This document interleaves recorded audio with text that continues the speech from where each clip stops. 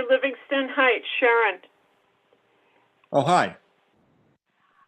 Can I respectfully ask that when you call the roll, you name everybody because I'm on the phone. I can't see anybody.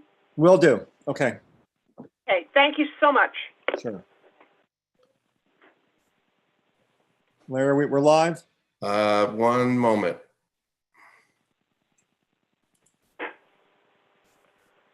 Yes, now we are. All right, thank you. I'd like to call this meeting of the Land Use and Building Management Committee of the Norwalk Common Council to order. It is now 7:33 on Wednesday, December 2nd, 2020. First item on our agenda is the roll call. I'm going to read the names of the members present based upon the screen. Greg Burnett, Present. David Hoovelman, Tom Keegan, Kadeem Roberts, Nick Sachinelli, Barbara Smith, and myself, Tom Livingston. So we have 100% participation, and we will move on to public participation. Larry, is there anyone signed up to speak tonight? We have one person named John as an attendee. John, if you'd like to speak, please raise your hand electronically and I will unmute you. Otherwise, we'll continue on with the meeting. We send you a new one. No, I don't. Oh, yes, he did raise his hand. Okay. All right. You are live. You can unmute yourself and speak. Please state your full name and address. My name is Jonathan Gombutz. I work with CSG along with Jim Giuliano. My home address is 42 Pine Drive, Southington, Connecticut. John, you don't need to speak. It's not public. You're not part of public participation. You're a staff member. Okay. Okay. Thank you. All right. I promote him to panelist? Sure. Thank you. Sure. Yes. Okay. Okay. So there's no one else. Okay. And Alan, did you get any correspondence at all? No, I did not. Okay, then I will close public participation and move to approval of the minutes of the meeting dated November 4th, 2020. Do you have a motion? Barbara, thank you, Ms. Smith. Are there any additions, changes, or corrections to these minutes? Hearing none, I'll call for a vote. I guess I'll just call the names given the stenographer's request. Mr. Burnett? Aye. Mr. Hooverman? Aye. Mr. Keegan? Yes. Mr. Roberts? Aye. Mr. Sachinelli? Abstain. Ms. Smith? Yes. And I also vote yes. So that is 6 in favor, 1 abstention. Okay, no, there's no old business, so we're going to new business. The first item is a school construction project update. Is Jim on, Alan? I just talked to He's in the attendee room. Yeah.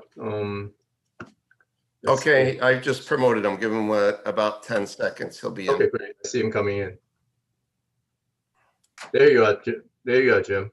Okay, Jim, it's up to you for the project update for schools. All right, so I'm going to have John and Mike also join me in the project update. We'll get through this fairly quickly. The first project, do you want me to share my screen? Yes, please.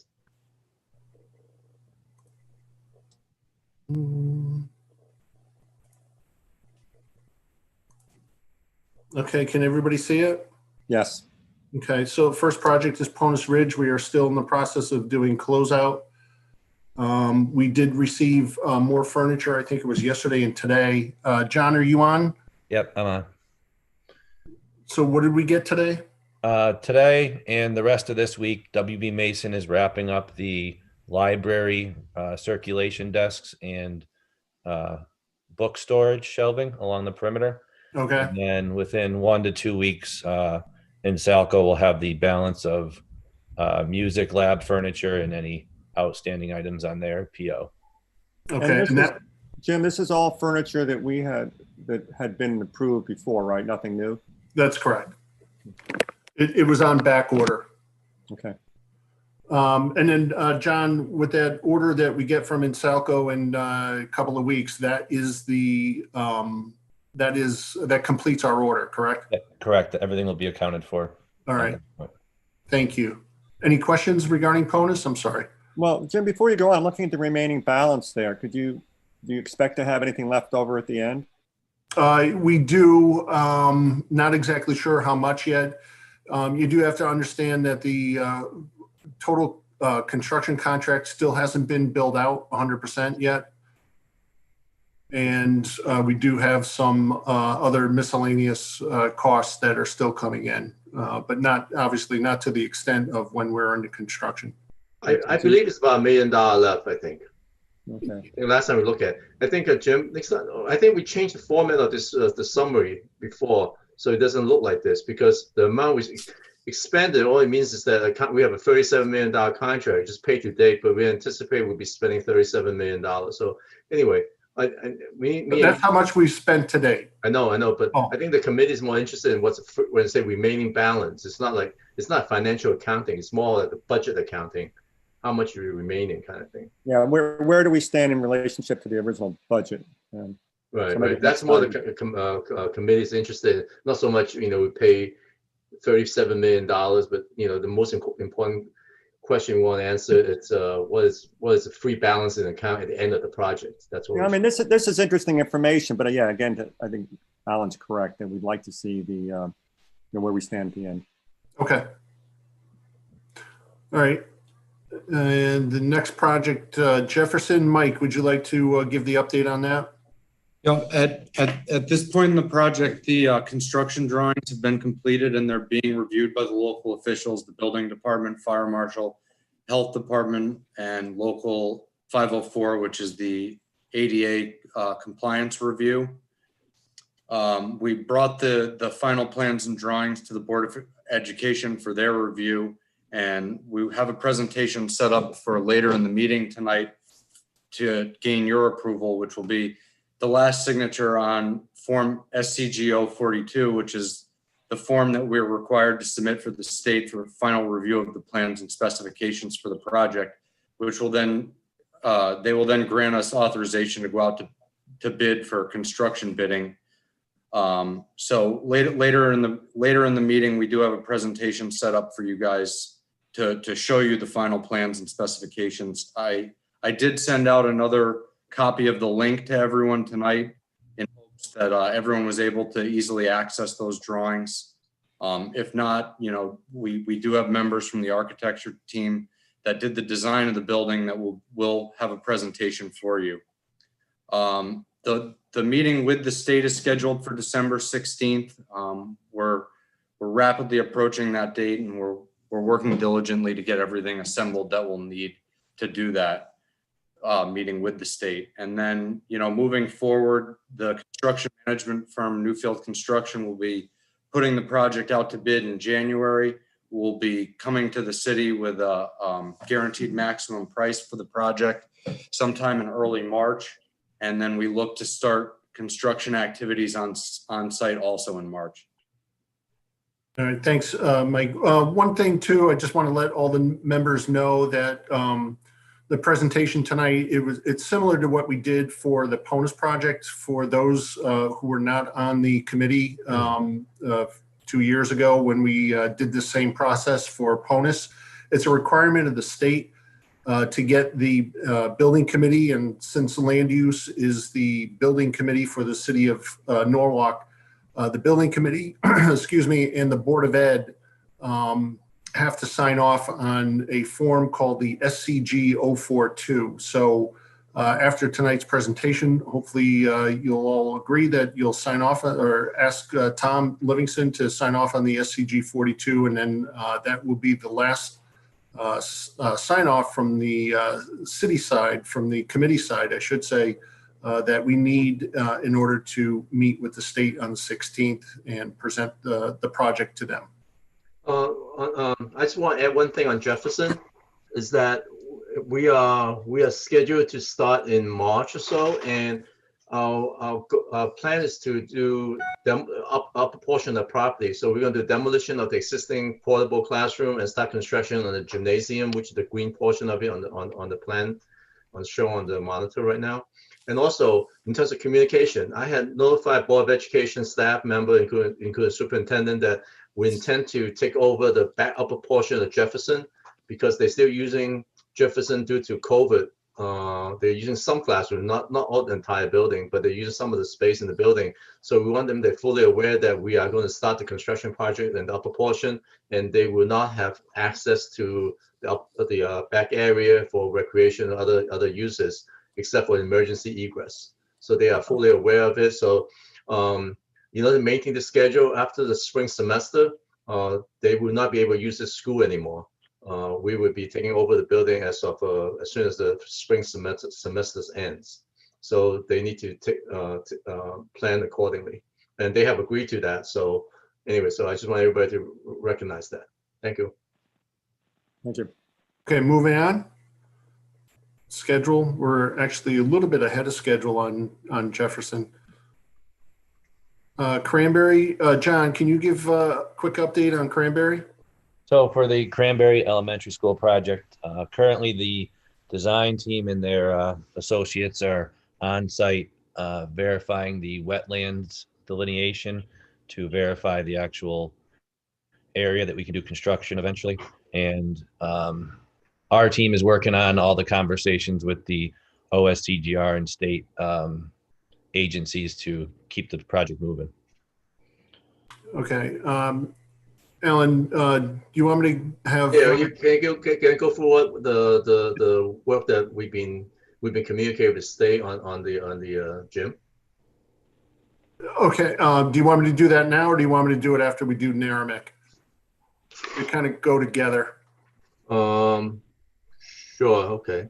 All right. So, John, give a quick update on Naramic. So for Naramic, we've met with the state, continuing the OSCGR meetings with the state. The design team is currently working on design development drawings, and those should be wrapping up towards the end of this month. We did the site survey, and the civil engineer is working on the site plans, and we are obviously working through the approvals with the state at this time. So over the past couple of days, on Monday and also today, we had Zoom meetings with the State Office of School Construction Grants and Review to review the two projects that we have. On Cranberry, the state was questioning why we were keeping the gymnasium as identified in our original application. They were concerned that we're doing a whole new school, but keeping a gymnasium that was built in 1959 and had to be improved. Both from a code perspective, energy efficiency, and just overall old wear and tear. We explained to the state the reasons why we wanted to keep the existing gymnasium. One was cost, the other one was logistics. And, for where we had initially envisioned putting the addition or the new school, the new classroom space. They pushed back. We took a closer look at some other options that would incorporate a new gymnasium, not increasing the size of the overall school. It would still remain the same size that we submitted back in June. But it took away the state's concern of having a new school with an old gym, even though we were planning on what we call renovating as new, the gymnasium. They still had concerns with regard to the integrity of the gymnasium, the integrity of the structure. And quite honestly, they had issues with reimbursement and how to designate the project overall, whether it was a new project or was it in an extension alteration, and that caused some problems with reimbursement. So we had a long meeting with them on Monday. We reconvened with them today after, and yesterday we met with the design team, Antonazzi Associates, as well as with our construction manager, Newfield. And Antonazzi came up with a new or a revised design, which incorporates a brand new gymnasium. The project would be built, our initial look at this is it will be built on the west side of the existing school, which would be where the softball field and tennis courts are. And after we took a look at it, it did provide some advantages for us. The first advantage is it actually eased our logistics in terms of working within an existing school. It also eased up on our scheduling requirements. We purposely scheduled the construction of Cranberry to span over 2 summers. So that way we could take advantage of working in an occupied school, mainly the gymnasium, and get some pre-work done in one summer and then finish it off the following summer and open it up. If we build all new, we get rid of that issue and we can do it quicker, therefore saving some time and saving some money. The other advantage it gave us is we're able to keep the existing parking area with little modifications. So that, again, that was an advantage.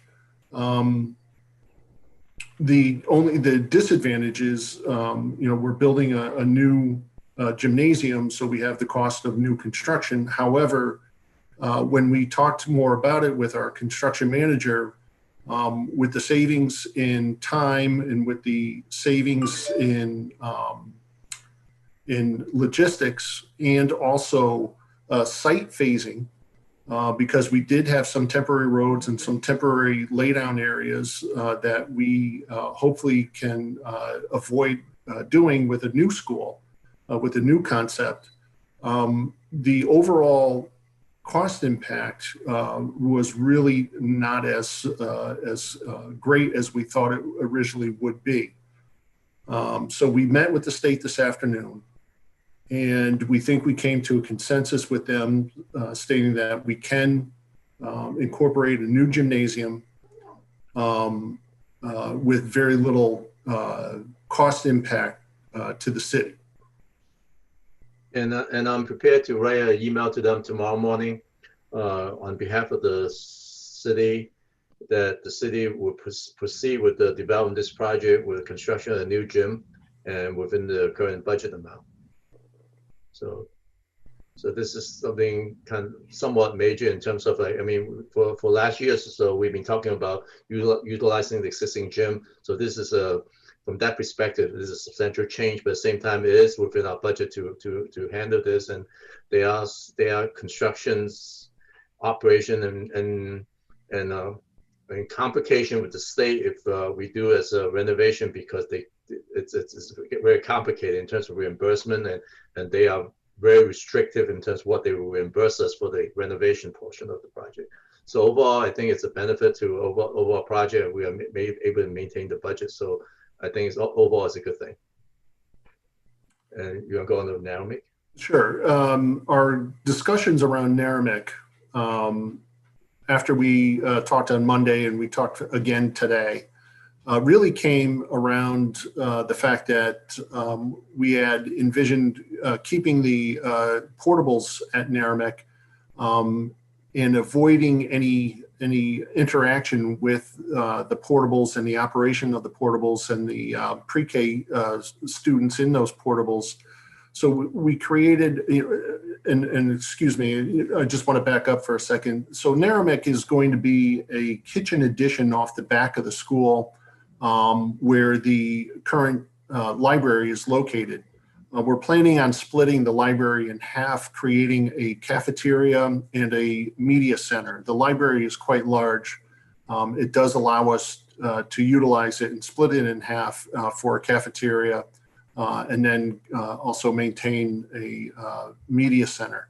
This design gives us the ability to construct without interrupting the school, progress of the school, construct a new kitchen on the exterior. And you're going to see a little bit more about that with the presentation from Antonazzi Associates when we talk about the 8-24. But one of the things we had to do in order to get access to the kitchen in the back was either one, go through the existing building with deliveries and garbage and things of that nature, or create a separate drive in the back of the building, so that way we can separate the deliveries and the custodial items that are associated with a kitchen. So we did look at bringing a access road around to go between where the portables are in the existing building, but we were concerned that it was a major safety issue with the little children in the portables. So then we took a look at connecting it to the Norwalk High School parking lot, and that's the design that we went with. The state was not happy about that.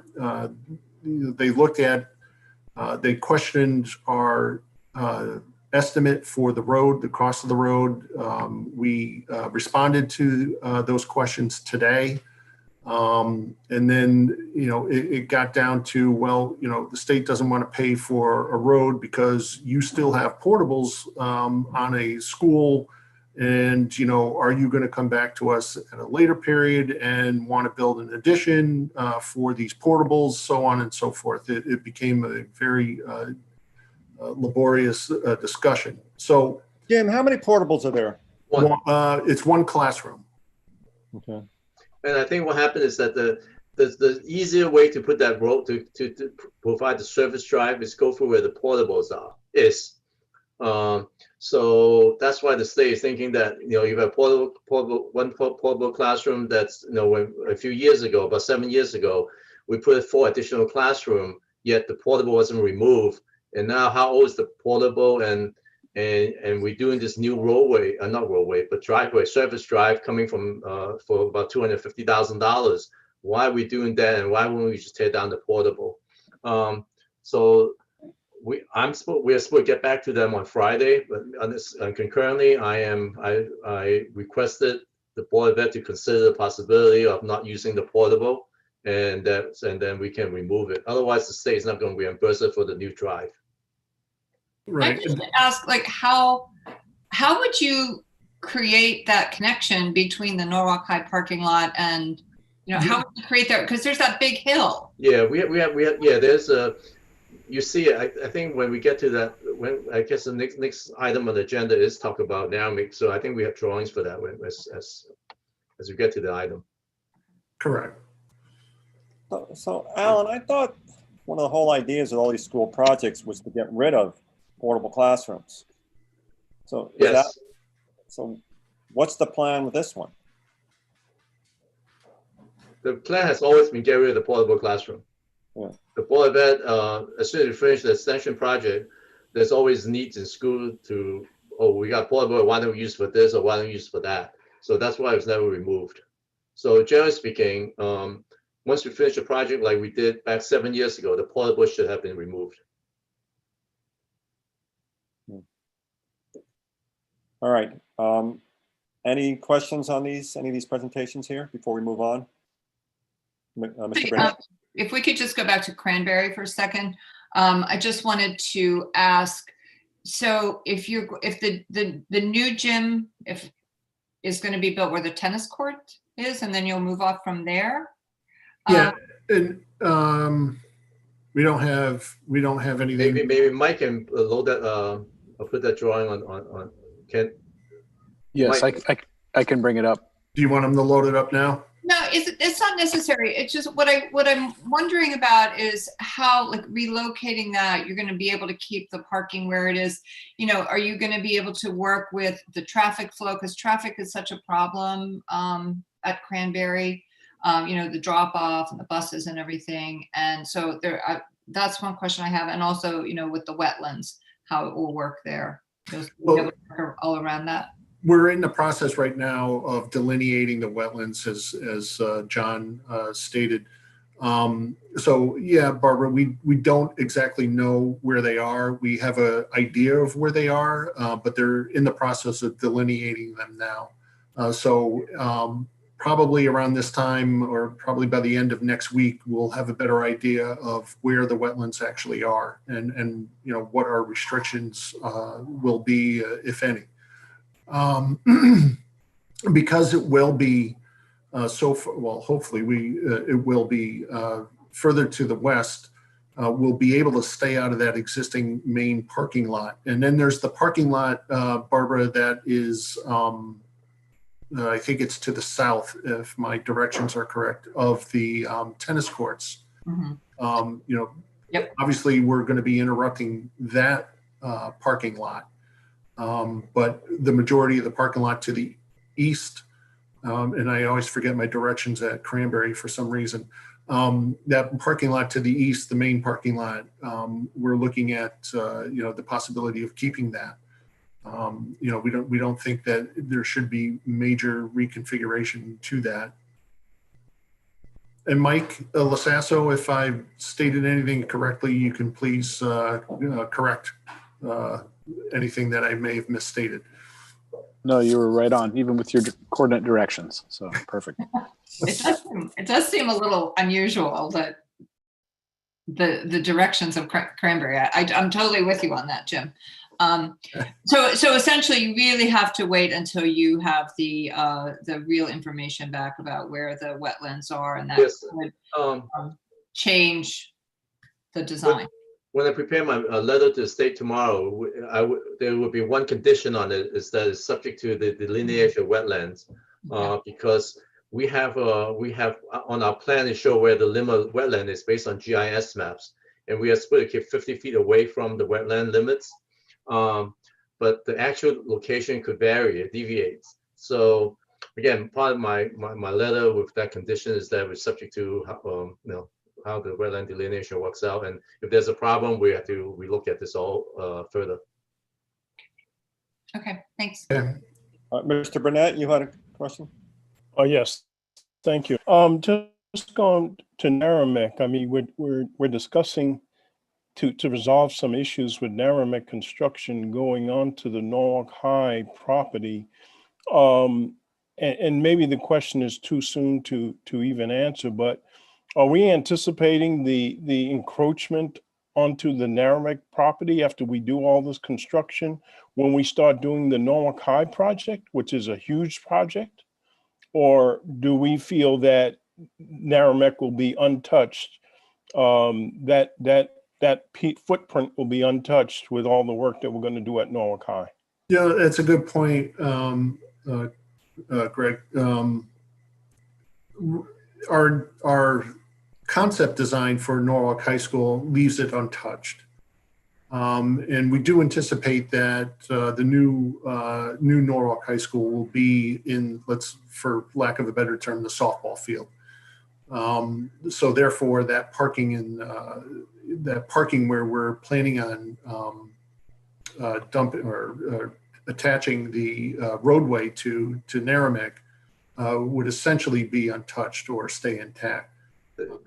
And if it's not in its current configuration, it would be a different configuration.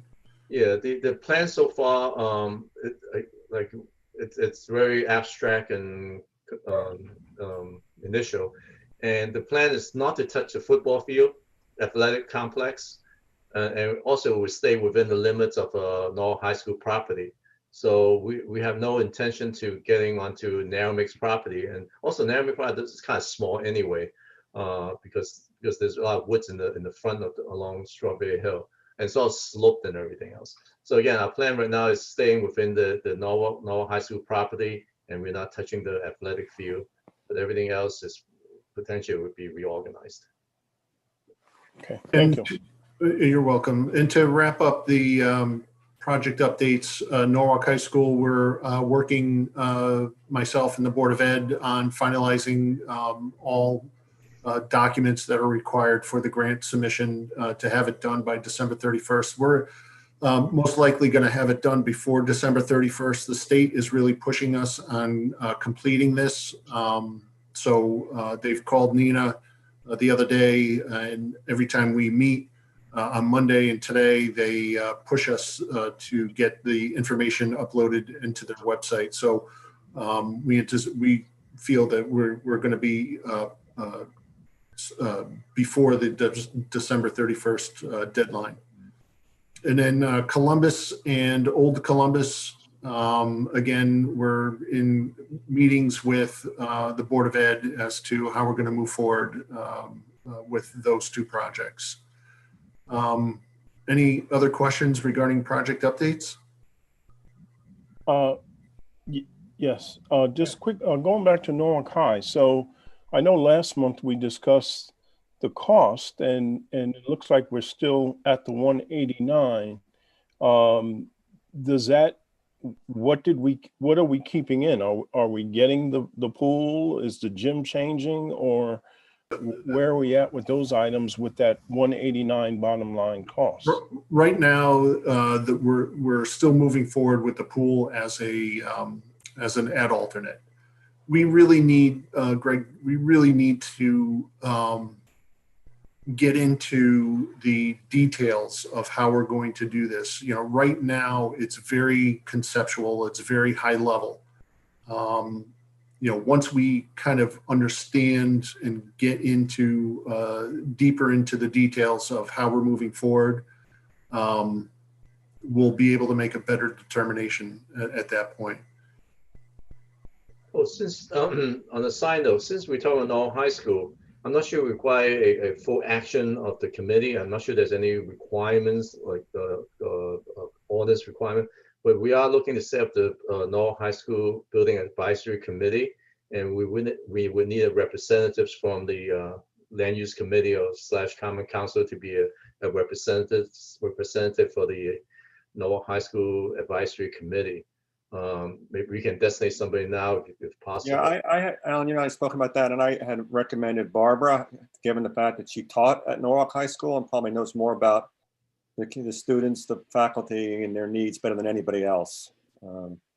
Seemed logical to me. And I'm happy to do so. With anybody else?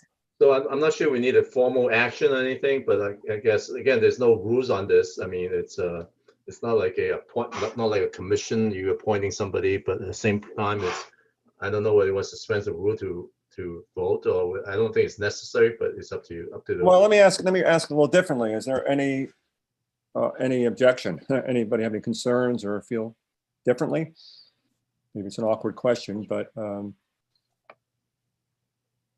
this seemed very logical to me. But I'm open. I mean, if need be, I mean, Alan, we probably could have two representatives for such a big project, but if there's somebody who really felt strongly about being on it.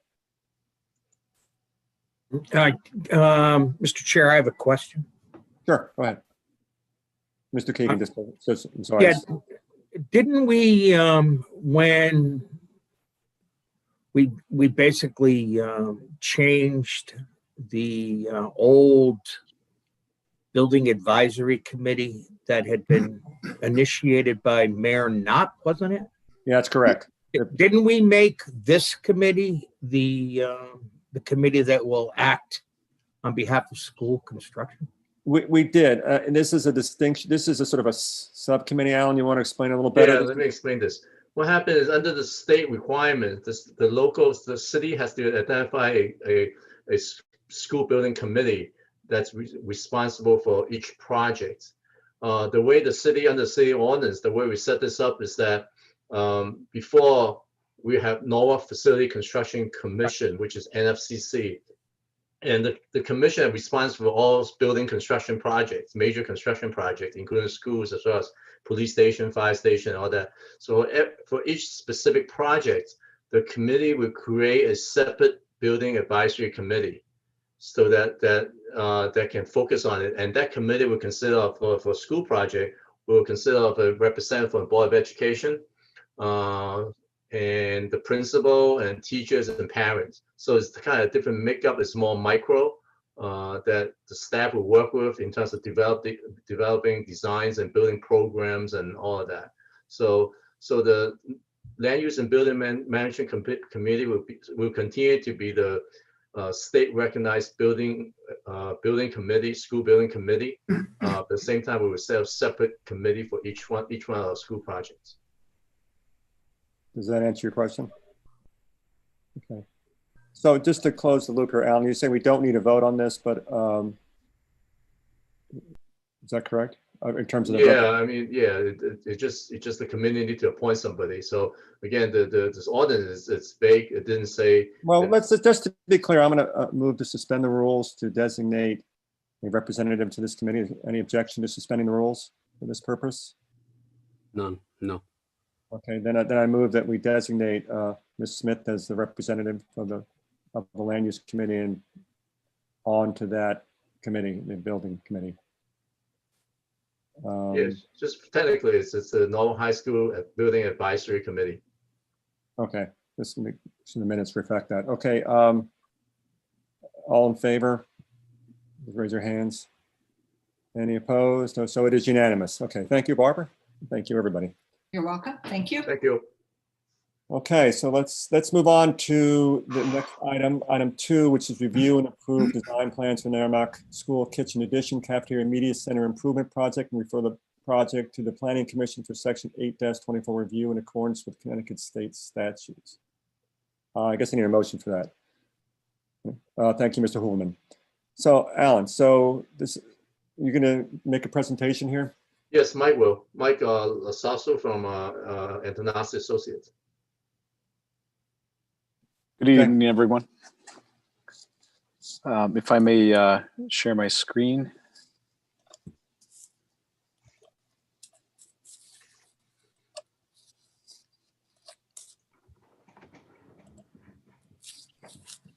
Can everyone see the yes title page? Terrific.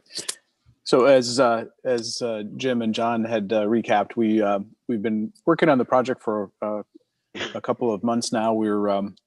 It's smaller than the full school, obviously. So the design time is somewhat abbreviated, and we're hoping to be able to take advantage of the summer next year with construction. So we're wrapping up design development documents now. Anticipate heading to the state early next year for a springtime start to get underway with some of the preparations necessary for the project. The project site, as everyone is familiar with, we thought it would just be helpful to kind of orient you in terms of the existing facility and what improvements we're planning on making. North is due or directly up in this plan, and Norwalk High School, the southern portion of the existing high school's parking lot, is at the top of the page. There are two principal areas that we're working in. The addition, which is shown in this large rectangular shape, it comprises a new kitchen. And as Alan, I think, mentioned earlier, we participated in the conceptual study for the Board of Ed to develop this project and looked at 3 different alternatives. The one that the board ultimately accepted was one that introduced the new addition for the kitchen. And as Jim mentioned, that allowed the utilization of the media center and construction of this without directly impacting the ongoing school activities. The smaller trapezoidal shape in orange is the location of the existing serving area, and that's going to be modified as part of this project as well. The existing gymnasium cafeteria is located here, and we're moving across the way. The drive that we were discussing earlier is depicted in this gray boundary here, and this is currently a bit diagrammatic. We've got slightly more developed plans underway, which attempt to miss some of the existing trees. In addition to service for the kitchen and deliveries, we think that the local fire marshal will also desire some sort of access, particularly with the addition of a kitchen at the back end of the school, or I should say the northwest end of the school. And so there is two benefits to having it here. The interconnection of the existing parking lot is proposed at this location for future and continued use. Where is the portable? This is the portable right here. Can you see my cursor? Yeah, and the transition that we did look at that Alan mentioned is in this location. Currently, the service deliveries occur right in this zone, and in addition to just the difficulty in conveying deliveries and waste, across the hallway, there's also the concern that some of the contractors that work in the kitchen are not employed directly by the school, but they're employed by Chartwell's, and so those individuals would also necessarily be conveying through the school, which posed a potential security issue as well.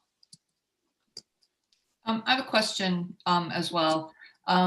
So a lot of students get like I'm just thinking about the morning time and for games. A lot of people park in that Merrimack lot in the morning. I know parents will drop their high school students off and they walk down pretty much down through the field, through the softball field, and then down like out right by where that this proposed access drive will be. Is that something that was discussed? A lot of pedestrian kids walking in that area. I know, when people go to games at night, concerts, tons of people park in Merrimack and walk down that hill.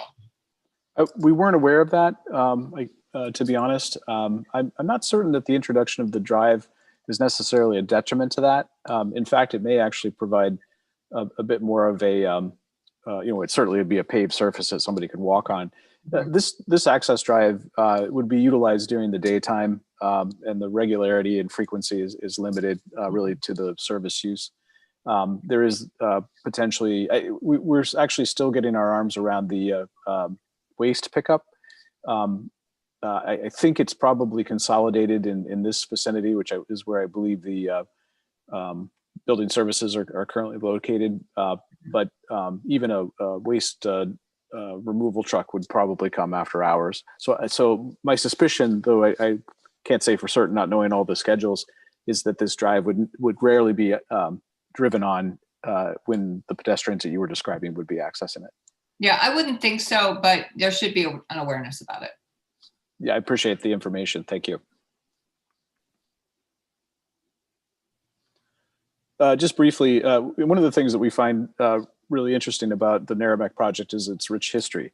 And I won't go through all the details, but even there's prehistoric artifacts from indigenous peoples found on the site.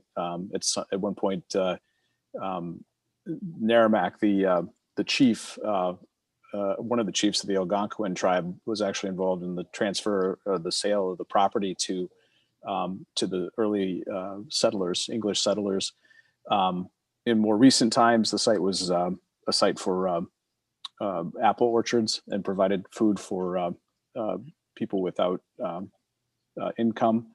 And the tradition is even celebrated today with recent Arbor Day planting of additional apple trees on the site. The specific considerations that we approached on the project are enumerated here. Really, the kitchen and servery were a direct result of the desire to improve the cafeteria, which is currently located in the gymnasium. Another tangent issue was the fact that the students would congregate in the corridors and extend from the existing serving into the corridors, blocking traffic flow.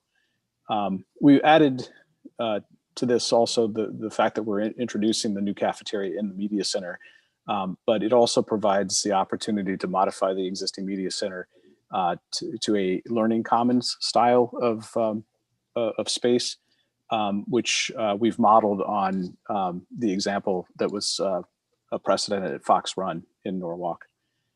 We've talked already about the access drive, and then the intent is to outfit the existing kitchen and the custodial space for future school use.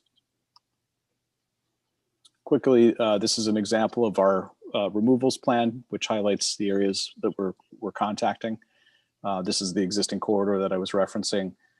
This is the location where students currently congregate to get their food and then convey into the gymnasium, which I forgot to label, but is at the bottom of the page.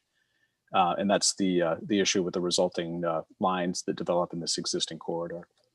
In addition to the media center, we've actually also captured this small, what I believe is a faculty workroom. The adjacent space that's still shaded in the dark gray is a data room. So we opted not to acquire that given the cost and difficulty in relocating the data network that's currently housed there. And going to the next page, this describes the additions to the top, which is the kitchen. I apologize for the line work. This dark L-shaped boundary is actually outside of the building, and it represents new mechanical units that are ground mounted to replace existing and also supplement. On the right hand or western side of the plan is our proposed cafeteria, and it accommodates 9 chairs. I believe it's 72 students per wave. We're showing this dotted line to actually describe the travel path. And I wanted to highlight this again, because it was one of the concerns of the original scheme. By moving the kitchen and the cafeteria to this side of the building, it actually allows us the ability to queue students all the way in through the cafeteria. We've actually incorporated on recommendation from the facilities department, additional hand wash sinks. So as the students arrive at the opening of the servery, they have the opportunity to wash their hands. They're conveyed through the servery space, which is double-sided. There's a cashier here, and we're proposing rolling grills so that after hours, this whole area can be secured from access. And then to the east or right-hand side of the page is the learning commons. I'll show some additional images of some of the furnishings, but we're proposing movable furnishings that are flexible.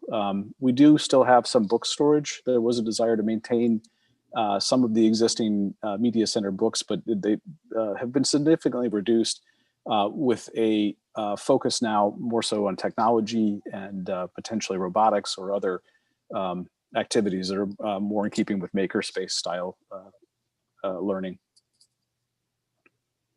I just threw this slide in here. We had the opportunity to tour Fox Run and referenced many of the furnishings that they had there and used that as a basis for the selections that we made, which are described here. You'll see that the equipment is on casters for the most part so that they can be relocated easily. Sections of furnishings described in sort of segmental manner. Unique means of storage, and again, the hallmark really being flexibility of the space.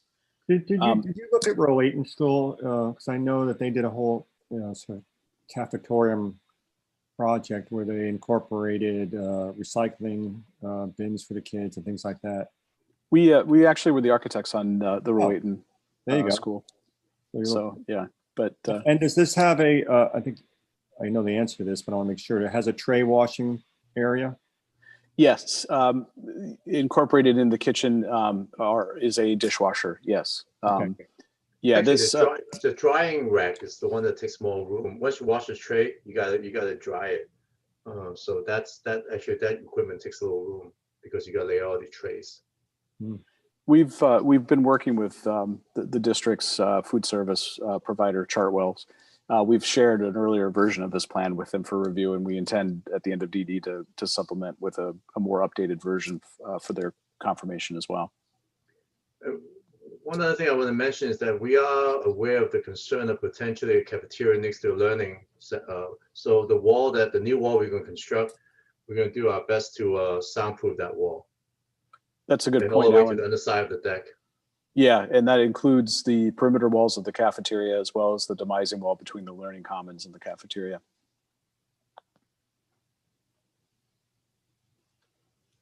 Just a quick image that shows the plans in an axonometric view, again, to give you perhaps a better sense of how the rooms would lay out.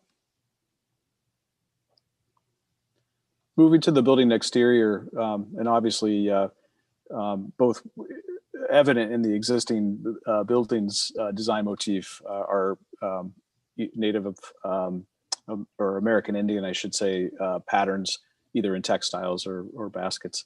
And so we kept that similar theme in our proposed exterior treatment. On the top is the north elevation of the addition, which is highlighted by my cursor. We're suggesting brick that would match the existing beige colored brick, using projected or receded brick to replicate the same type of patterning that we see elsewhere on the building. We have a simple cornice added to the top, a door for delivery service on the north side. And we're proposing the introduction of a roof screen. This is based on our experience with prior schools in Norwalk. We wanted to make sure we had this covered as part of our budget, but we may, given the position of the school relative to adjacent properties, we're hopeful that the zoning officials may relax the need to screen the mechanical equipment that'll be on top of the school or top of the roof. And then on the east and west sides, we have, the smaller facing elevations. We did also try to incorporate small windows so that we get some opportunity to get some natural light into the servery and kitchen as well. And these provide some additional three-dimensional views. To the best of our ability, and I think we've managed to do so, though we haven't fully addressed the turning radius of the trucks that would deliver, we have managed to protect the existing playscapes on the west side of the new addition. And I think if you agree, the design really actually blends fairly well with the existing architecture. We didn't want to contrast or particularly stand out. We were trying to make it look like it had always been a part of the building, which is really not an easy feat when you're dealing with a building that's got a bunch of pointed corners on the north and west sides. What are those sort of black things underneath? Oh, I was afraid somebody was going to ask that. Alan was waiting for that, right? Yeah. So we had, I'm going to go back to the very first page here. In this vicinity is a garden that was introduced some few years ago. I think it may have actually been a Michelle Obama garden. And it was actually in the newspaper. We found an article online about it. And as our drive was proposed to go right through it, we thought it important to offer some alternative that could still be supported by the students. And so our proposal was the introduction of a growing wall. And I'm going to jump down a couple of slides here. I think most people are familiar with it, but these are some conceptual examples of this. What we envisioned was something that could potentially be incorporated as part of the faculty learning program, where students would be given perhaps a pot that could be planted with some type of herb or something that could grow. And we thought it also, in addition to being an offering that would help replace the existing garden that may get destroyed by the new drive, we thought that it might also ally itself with the history of the site, again being a site that grew apples and helped out people that needed financial support as well. So these structures are multifaceted. They actually provide screening of the mechanical units in this location. And then this side, which is the western side, actually will probably get better light. And it orientation is adjacent to the playground, so that and also relatively low, so students could have access to it. Okay, thanks. Any questions on this from anybody? Any committee members? Mr. Sacinelli?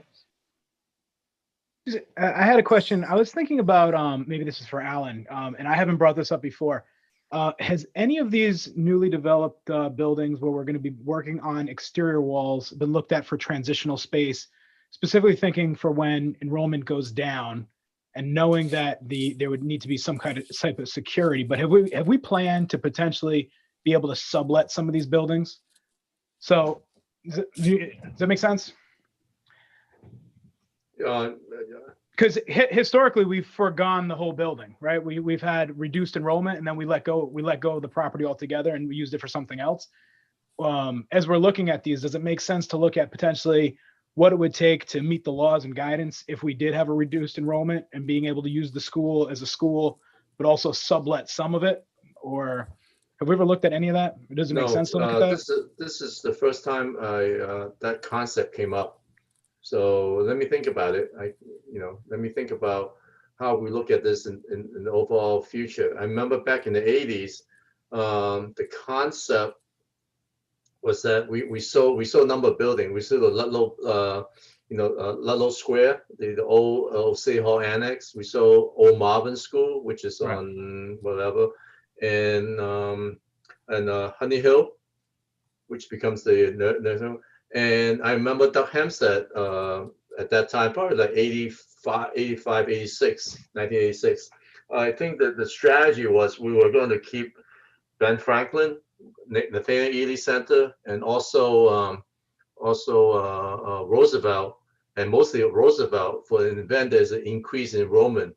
So we downsized with the thought that we would keep some 3 sites available in terms of future.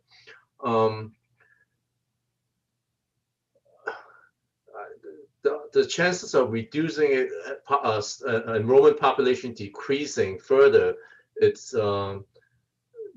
hasn't come up for all these years, because I think because for the last 20 years or so, enrollment has been increasing instead of decreasing. So that idea has not been discussed. So but it fluctuates by district, right? Like Wolf Pit's down dramatically. Right, Wolf Pit is down dramatically. I think part of it's come down to it's the size of school and staffing. I mean, it's when we're at school, we have principal, nurse, and administration staff and stuff. So I think there is a ratio of teachers and students. At some point, we want to consolidate 2 schools and close 1 school kind of thing, then versus a smaller population school, because it's not cost effective because you have staffing costs, and that's not distributed to a bigger population, so per student cost increases. So I'm just thinking, even like let's say what do we have? We have youth services coming up next on the agenda, right? If something like that was to come up in the future and we needed some type of facility to house it, and we did have reduced enrollment, I know we'd have to look at it in advance, because there's security, and there needs to be some type of infrastructure in place to separate the students from something that's being used that might have access to the public. But if we ever wanted something like that, I mean, now would be the time. If we wanted to have some type of, again, transitional space that might be one of the more centralized school. Again, to your point, I know that enrollment's up right now, but there may be a time that in certain areas it may be down. I don't know. Maybe I'm wrong. No, that's okay. Yeah, let me think about it. We can talk about another time. But I'm saying that my first reaction is that I think there's a minimum for elementary school. I think there's probably a minimum population of 350 to 400 kids, because otherwise, once you go below that, then it's not cost effective to run the school at all. So if population goes down to 250 or something, at some point you really want to consolidate 2 schools into 1. So maintain a population of about 400 to 450, and then close 1 school completely, or use the school for something else. But having a small population, again, by the time you have a principal and nurse and administration staff and custodian staff, it's not cost effective. I think that's the issue. But like logistically, we would have to redistrict if something like that happened, right? Or we'd be busing, and there'd be overhead from like the bus standpoint, and I don't know. That's true. Yeah. What I'll maybe we talk further. I had some thoughts on it. I just wanted to Okay. bring it up with the committee. Any further questions on this item? All right, hearing none, we'll call for a vote on this, on the referral of the project to the 824. So I'll just go through the roll call. Mr. Burnett, Aye. Mr. Huberman, Aye. Mr. Keegan, Yes. Mr. Roberts, Aye. Mr. Sacchinelli, Aye. Ms. Smith, Yes. and I also vote yes, so it's unanimous. Thank you. All right, let's move on to item 3. Review and approve the following actions for the Jefferson School renovation project. Authorize the chairman of the Norwalk Land Use and Building Management Committee acting in their capacity as the City of Norwalk's designated school building committee to certify the Land Use and Building Management Committee's approval of the final plan specifications and cost estimate for the Jefferson Elementary School renovated new project 103-0251 RNV. Do I have a motion? Anyone? Mr. Keegan, thank you. Okay, Alan. Again, Mike, would you please, Lisa, actually, go for the presentation? Hi, everybody. I'm Lisa Yates from Antonazi. You can see the screen, I believe, I hope. Yes. Yes. Okay. So Jefferson Elementary School is at the tail end of the construction documents. We are going to the state in 2 weeks. So these drawings are very developed. You've had an opportunity to see them in full. There are 3 volumes of drawings and 4 volumes of specs. This is a smaller 15-page presentation to take you through this project that you're already familiar with. So this is the existing site.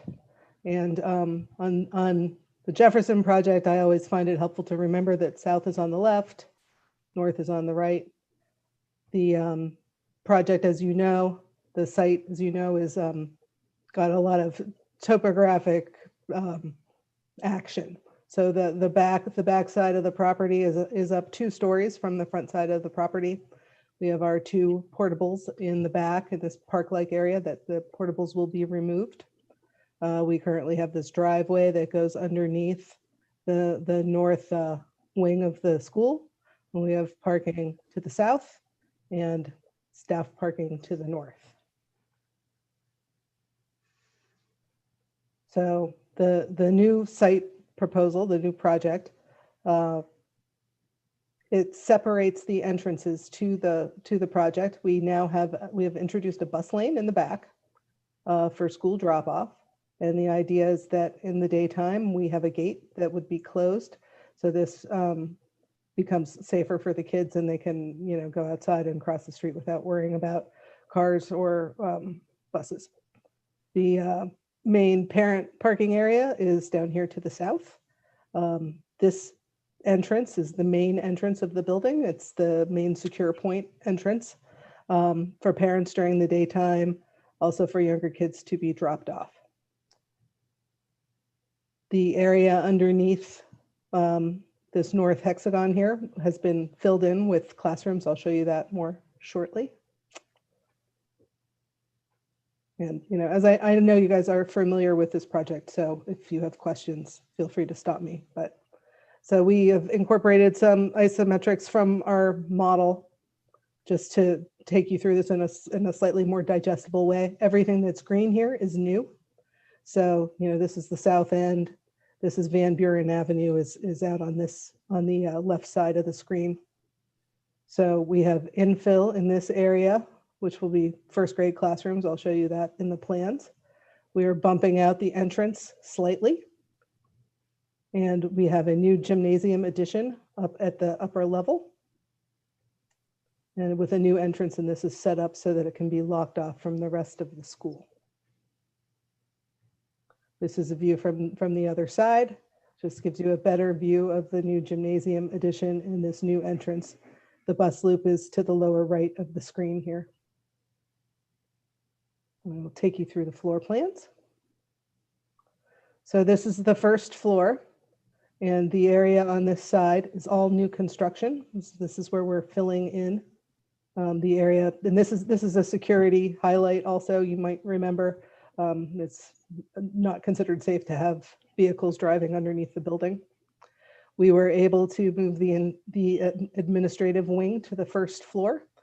And so our vestibules, we have a vestibule to come in and a vestibule to go out. So this one acts, the in vestibule acts as a man trap. It's a hardened entrance, and it's set up so you get buzzed in, and then you can get buzzed into the office before you are allowed to go into the school.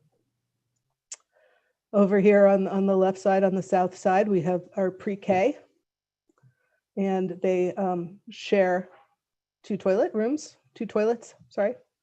And then kindergarten is down here, and they also have access to two toilets.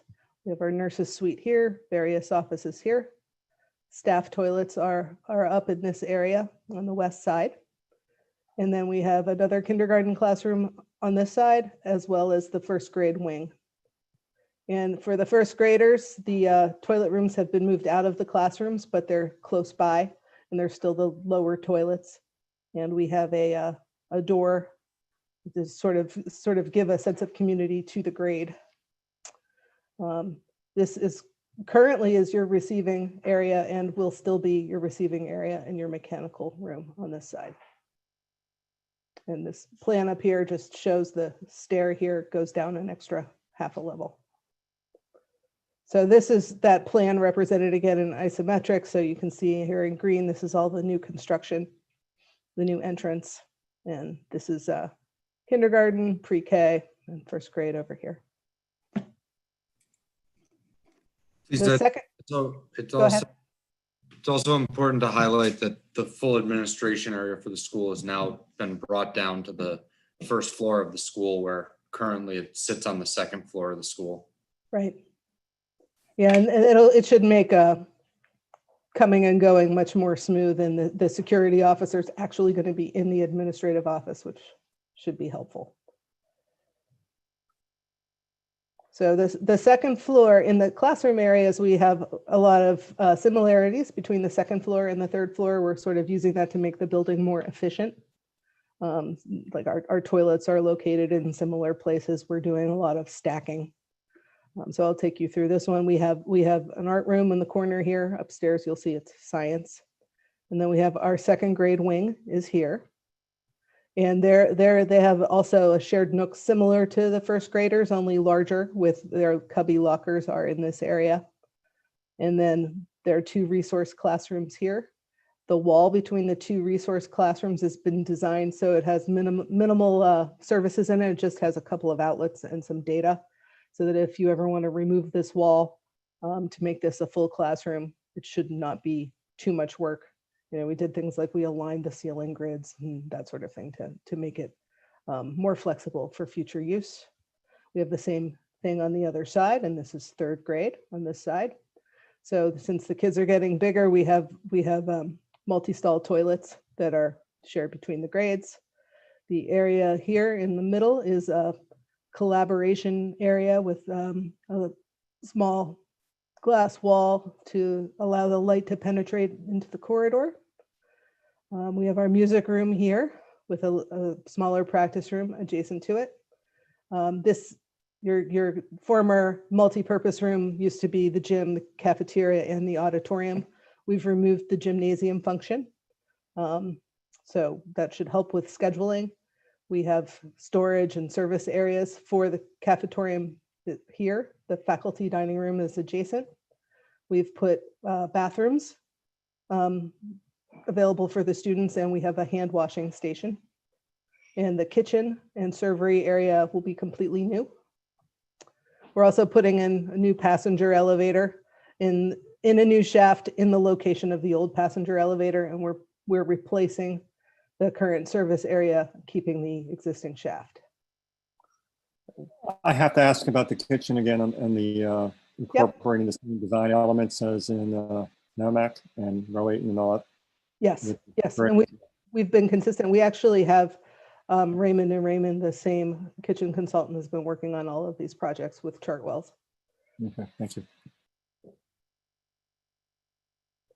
So this is the second floor, just to show this to you in 3 dimensions. There are no additions on the second floor. This is the stage area, we're adding a lift because the stage is not currently handicapped accessible. This is the kitchen area. So again, this is the 2nd grade wing, and this is the 3rd grade wing, music room. So this is the 3rd floor plan, and I've taken you through the 2nd floor in detail. The 3rd floor is very similar. This is the science lab above the art room, same toilet layout.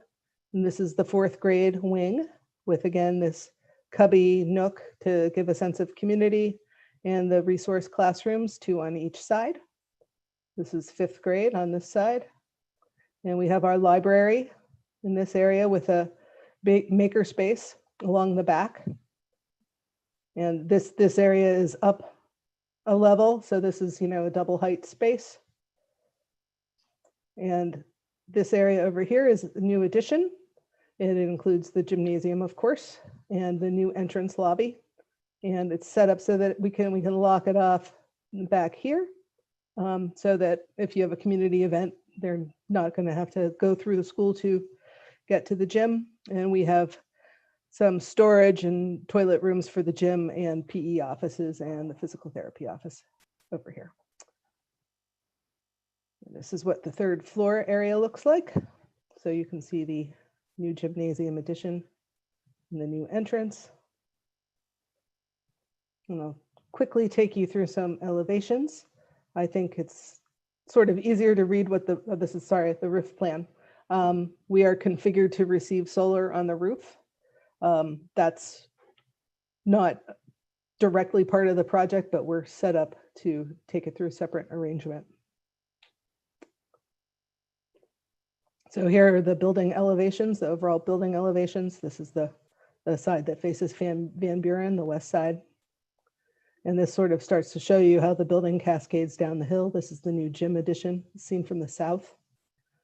This is the Grandview Avenue side. So this is, currently we have the loading dock here, which we are going to rebuild. We're going to replace the stair with a service ramp. And then this is the top elevation is the side from the west, as seen from the upper terrace area, the gymnasium addition and the new entrance. And last but not least, we shared a few building sections. So this one cuts through sort of the south end of the building, running in the east-west direction. So we're cutting through the gymnasium, and you can see how the building drops. And these are the the south hexagon. And then this is cutting the same way, but it's cutting right through the middle where the entrances are. So this is the entrance on the upper level, the 3rd floor, and this is the main entrance on the lower level.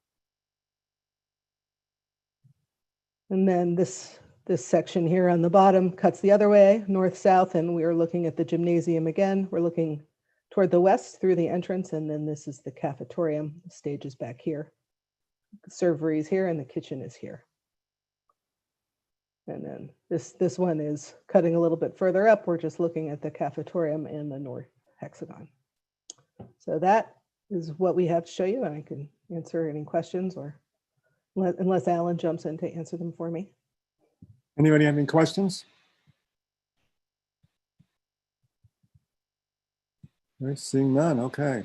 I just want to say, it looks great. I did have my hand raised. I'm sorry, I got my screen because it's split. So, okay, Barbara, you go first, then we'll go to Greg. It looks great. This has been a long time coming.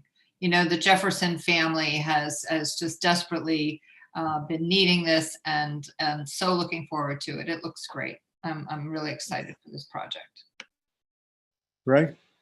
Yes, thank you. I did have some questions related to school safety.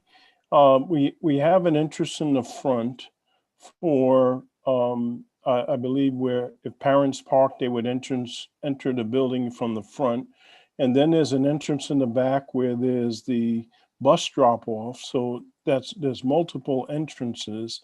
And then the gym is in the back, and anticipating the gym might be used for recreational use during the weekends. So overall, what are the safety enhancements to this project with these multiple entrances?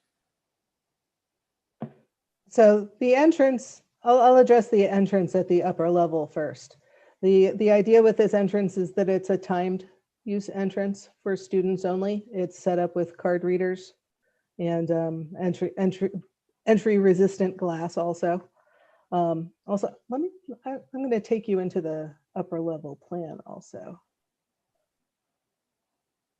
Part of the safety response to the use of the third floor, this door, which leads back into the school proper, is also a secure door, which can be locked I'm sorry, off. let me just interrupt for a second. Absolutely. The upper entrance only going to be open when school's open, when the bus comes in. So there'll be a teacher there and let all the kids in. As soon as the kids come in or the buses leave, those doors will be locked. So it's just a one-time thing in the morning and in the afternoon when the kids go to get picked up by buses. So the downstairs entrance is the main entrance, is controlled. The other one is just open once and shut back down. And take us to the downstairs. I'm going the wrong way. Take us to the downstairs entrance.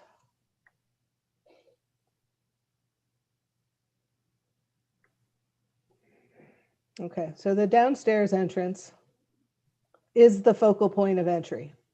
So this is the exit vestibule, so that means exit only hardware on it. So you can't get in from the outside. There's nothing even to grab onto. And then this side specifically routes users in through the security office. So you come in here and security officer sits here. He's got a window to check people out this way. And then you come in and he has his transaction window in the vestibule. So that's where you do the Raptor process, or, you get your sticker to come in. And then you actually then still then you get buzzed into the office. So it's a multi-step process. And this is, for all intents and purposes, the entrance to the school. We have lots of other exit doors from the school because, fire is just as important as security, but those by and large have no hardware on the exterior. They are exit only doors. I'm sorry. So my understanding from the way this is reading is anyone walking to school or being dropped off by a parent is coming through the main entrance. The upper entrance is only for the buses. The minute all the buses have gone through, that gate is locked. That's exactly right. Thank you.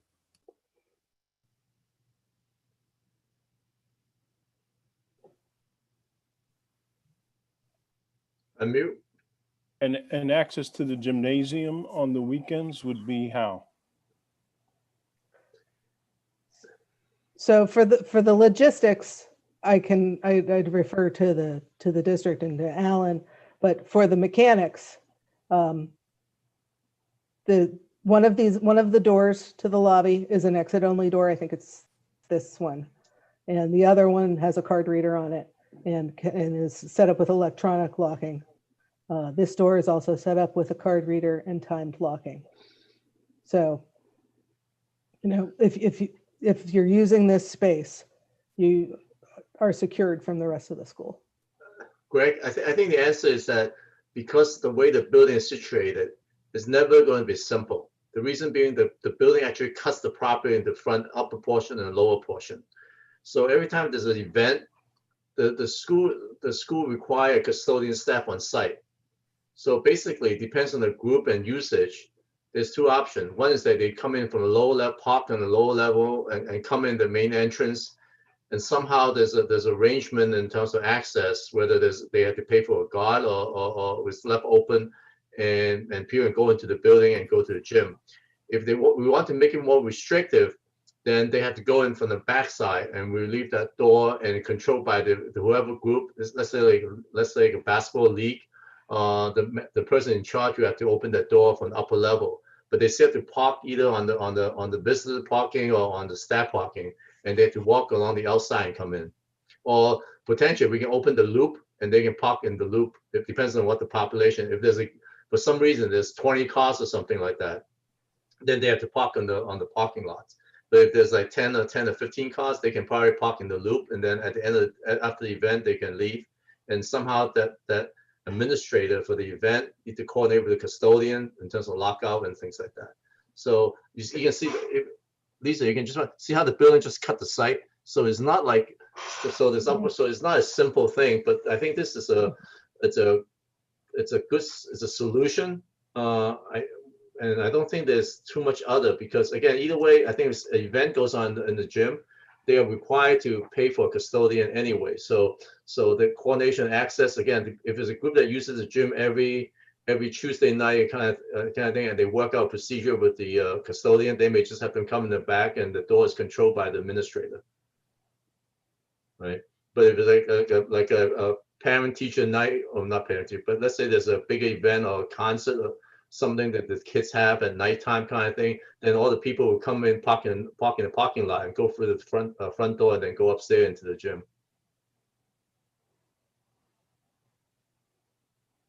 Question, this is David Huvelman. Was there ever talk of near where the service entrance is, where the loading dock is, a staircase that would go up to that third level, and you'd be able to walk across and get to that, and so they could park in the employee lot and go that direction to be able to utilize or access the gym?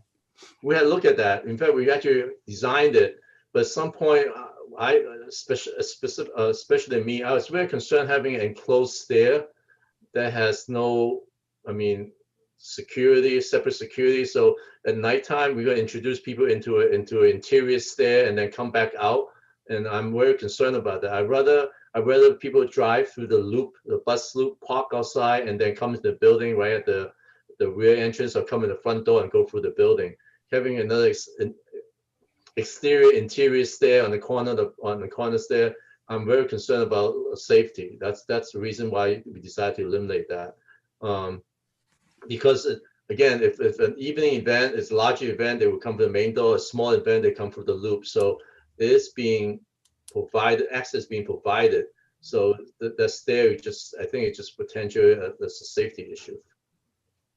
Okay, thanks, Alan. Okay, Mr. Sachinelli. Just following up on Greg's point, at what do these plans get submitted to the emergency service, like the police department, for review at any point, just to assess access, availability, timing, etc., based on the structure? If something was to happen, right? Board of Education has a division head, I guess I called it. What's Joe Rios? He's the security person responsible for all the school security. So he works with us in terms of design, securing cameras, door hardware, safety glass, and all of that, access, circulation, and all of that goes through him in terms of evaluation. And he used to be a police officer. So he is hired by Board of Ed for that specific purpose of building security and analysis. So it has, we work with him in all our projects, right? Door hardwares and on and on. Mm-hmm. So it's very specific, numbering and doors. It's also numbering the exterior doors. Also, we get into and on and on. We worked with Joe extensively throughout the design process. We spent a lot of time going over that entry sequence and the layout of the cameras, as Alan was saying. Yeah, how many security cameras, where they're located, where they aim at, how they're labeled, and connection of the security system to the police department. It's all tied into the whole overall system between individual schools to the center. I believe they're tied to the 911 center. So the security analyst that you're working with, or consultant, he's the one that's working with the police department and emergency services? There's two bodies. One is Joe Rios, who's the employee of Board of Education, responsible for building security. At the same time, we have a security consultant that work with us as a sub consultant to the optics. Mm-hmm. Correct. And they work directly with the police department or our emergency services? Because it definitely sounds like it's being taken into consideration, but them having an understanding of these numbered doors and processes that are put in place, and then our police department and our emergency services that would be responding there having an understanding of this, it should be a one-to-one, right? Is the consultant work? My concerns on the safety side are these consultants and the Board of Ed staff working with our emergency services? The design team sub-consultant for security does not talk to the police department. Joe Rios is the board of staff person that communicate with the police department. Okay. In fact, I think these plans go to them so that in case of emergency, they have access to these drawings. Perfect. That's exactly what I was. Thank you. Right. We also had fire marshal review. If I can add to that, just from being on the inside of a school building, that you know, in terms of the work that the district has done to provide security and number each door, and also having been in a building when we had a crisis, a lockdown, the emergency management was outstanding and immediate. So the police were right there. The fire department is all, you know, they're always right there. So it's really pretty impressive what they've been able to accomplish. Mr. Keegan? Yeah, just to give the police perspective on that, there's a response plan, Nick, that we have, at least in Greenwich. I'm sure it's similar everywhere, is that every school building in the town of Greenwich, there is a response plan. And everybody's involved with it, the building people, school officials, the police department, and they come up with a plan in the event that something happens, an emergency in any one of the buildings. So to your point, yeah. I'm sorry, I didn't mean to interrupt you. No, but to your point, yeah, they plan out pretty much anything that could happen. They have a plan to handle it. I think my question was more in line with, do the police have an opportunity to comment our emergency services during this development phase? And I think the answer was yes. So, any further discussion? Nope, I can see everybody's faces now. Okay, so I'll call for a vote on this item. Mr. Burnett? Yay. Mr. Huberman? Yay. Mr. Keegan? Yes. Mr. Roberts? Aye. Mr. Sacchinelli? Aye. Ms. Smith? Yes. And I also vote yes, so it's unanimous. Okay, thank you. And thank you guys for the presentations. Thanks. Committee members, I just want to note that, you know, we always say that the Land Use and Building Management Committee does not take any action. We are a subcommittee of the Common Council, and we have no authority to sign anything. But this is the only time, because the way it is set up by state ordinance, the Land Use and Building Management Committee is the state recognized school building committee. Therefore, this is the only situation that I know of that the chairman of the Land Use Committee has the authority to sign documents. So since the committee approved it, Tom, sometime this week or next week, if you can come into the office and we have you sign this, you got to sign your name on this drawing, so that on behalf of the city as the school building committee chair. Okay. All right. Let's keep moving. All right, let's move to B, Maritime Aquarium Review Proposal for additional services from Construction Solutions Group for additional program management services for the Maritime Aquarium Functional Replacement Project, and refer the following to the Common Council for approval. All right, Alan, I'm getting off. All right. Okay. Thanks, Jim. You don't want to hear what we had to say about you?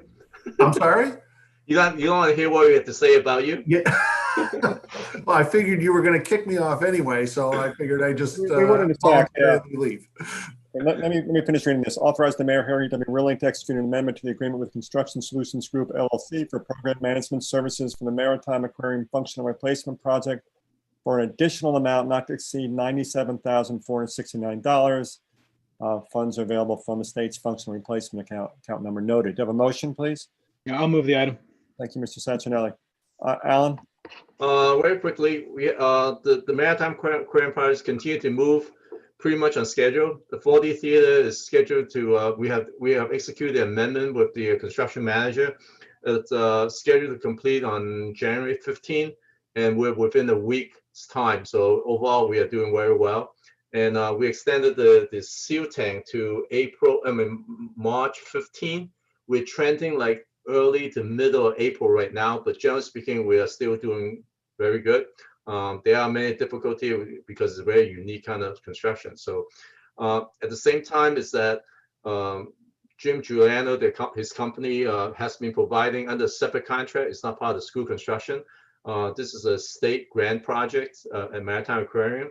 So they have given us a proposal to do work to provide program management services.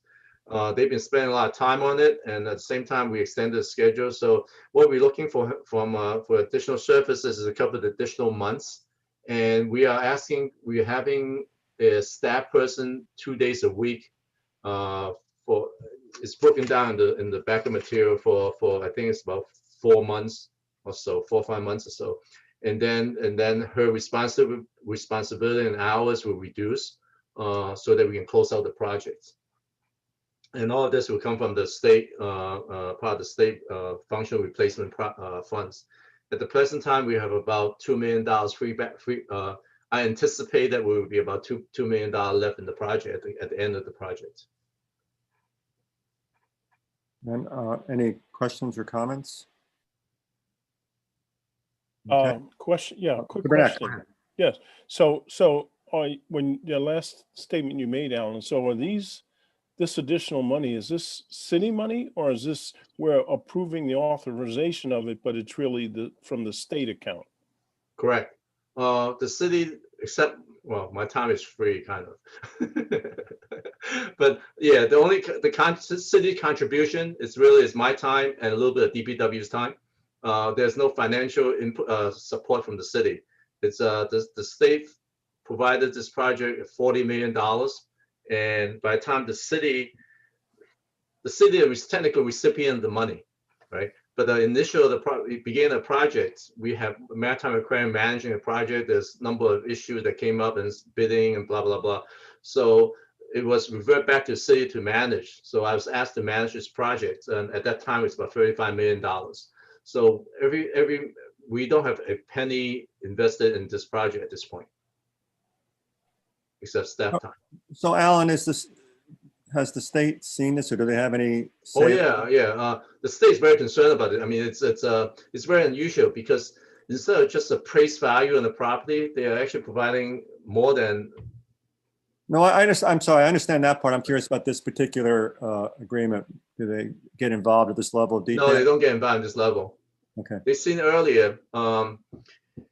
We do a monthly report similar to what you see earlier. We do an even more detailed one for the state as part of the agreement between the city and the state. We do a monthly report, and we actually have much more detailed information to them financially and schedule wise. So they actually, what you see is a one page from us, from staff on various school projects.